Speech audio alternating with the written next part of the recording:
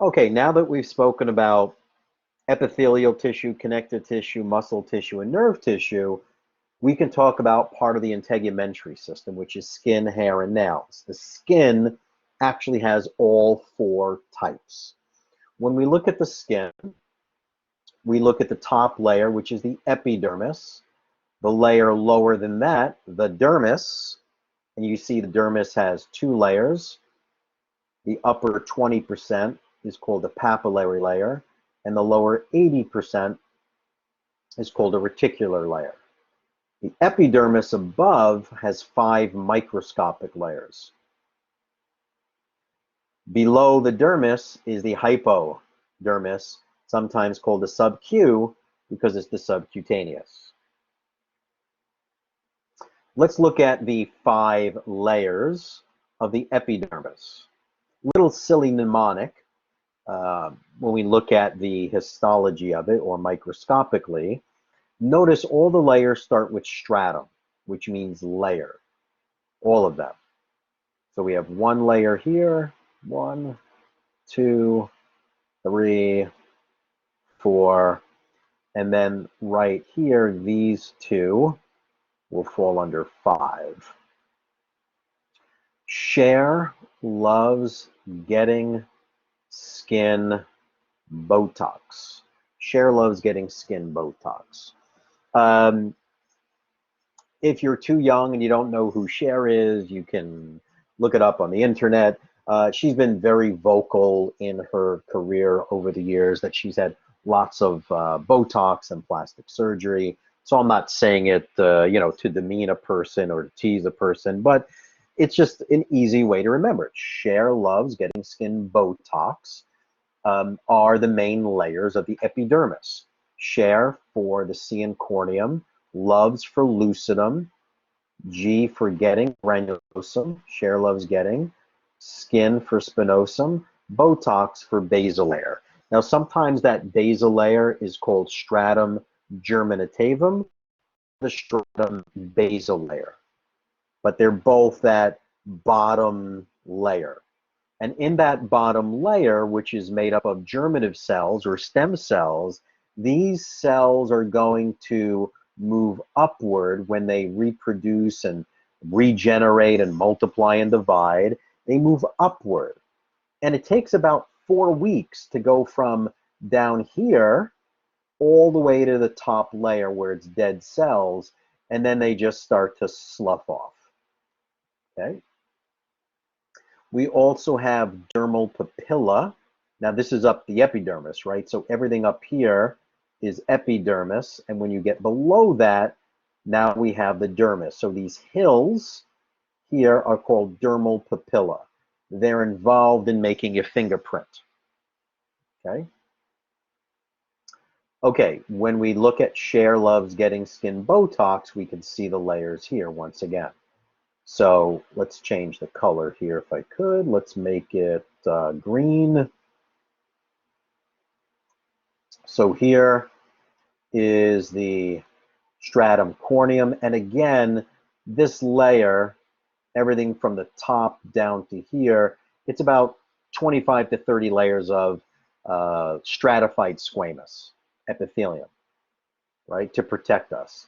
Then we have this lucid clear layer right here. Lucid, that's the stratum lucidum. Now this stratum lucidum is only found where you have thick skin. So it's found in the palm of your hands and in the soles of your feet. That's it. If it's any other area, we're not going to have the stratum lucidum. You can cross it out. But if it's in the palms of the hand or soles of the feet, next layer deep to the stratum corneum is the lucidum. Then you have the stratum granulosum. These are granular cells. They produce some lipids and some oily secretions for the skin. Then we have this spiny layer called the spinosum. And then the stratum basal layer, which is made up of all these stem cells down here. Okay? They have to be protected, those stem cells. So in between these keratinocytes, these skin cells, we're going to have melanocytes. And when you read up on melanocytes, When the UV rays of the sun come down and hit the melanocyte produces melanin. And the word mela means black, black pigmentation. Okay, it's what tints the skin and gives it a darker color tone. Below the epidermis now is the dermis. So this upper layer that's highlighted, that would be the epidermis. This layer here, if this is the epidermis, then what's this? That would just be dermis.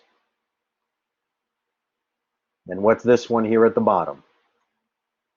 So this is epidermis, this is dermis, and then down here at the bottom would be the hypodermis. Now we're looking microscopically at the histology here. What's this top layer of superficial cells, 25 to 30, stratified squamous epithelium? That's the stratum corneum, dead cells that will slough off. Now we have this highlighted section, only found in the soles of the feet and the palms of the hand. That is the clear layer, lucid, that's the lucidum, stratum lucidum. All the way at the bottom, it's either the stratum germinativum or the basal layer. So what is the best choice? Stratum basal. Don't confuse stratum germinativum with stratum granulosum. It's not the same thing. Now, after the epidermis, now we have the dermis, and the hills, those are called the dermal papilla. Those are the dermal papilla.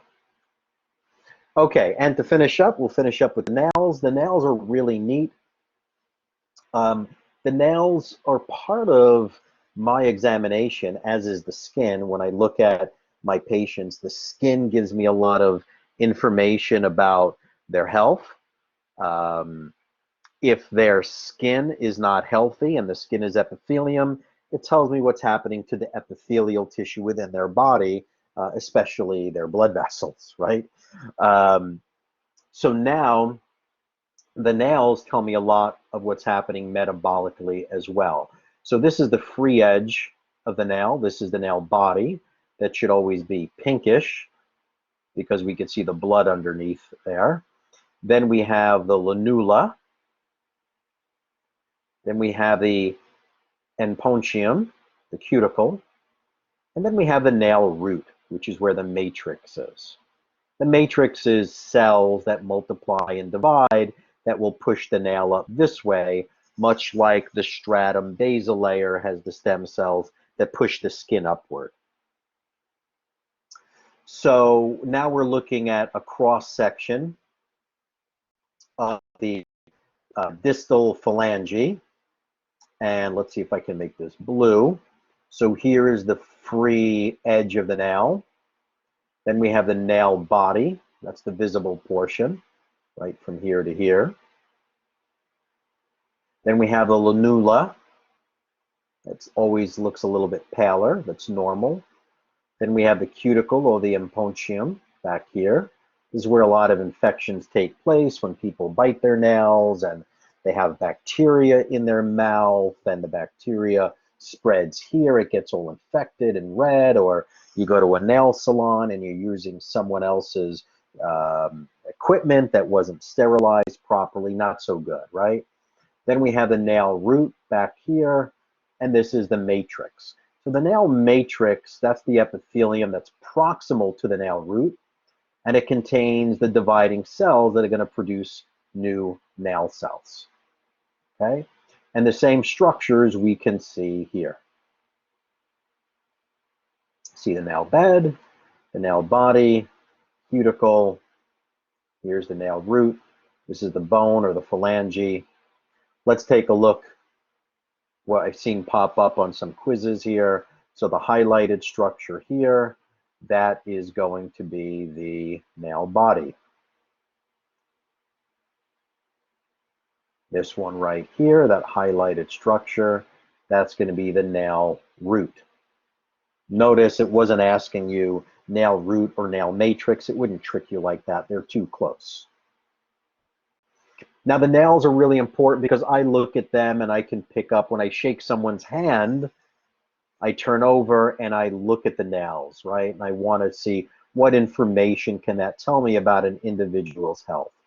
So when I see heavy smokers, I see this clubbing of the nails, this thickening of the cuticle that you can see in all of them, very thick over here.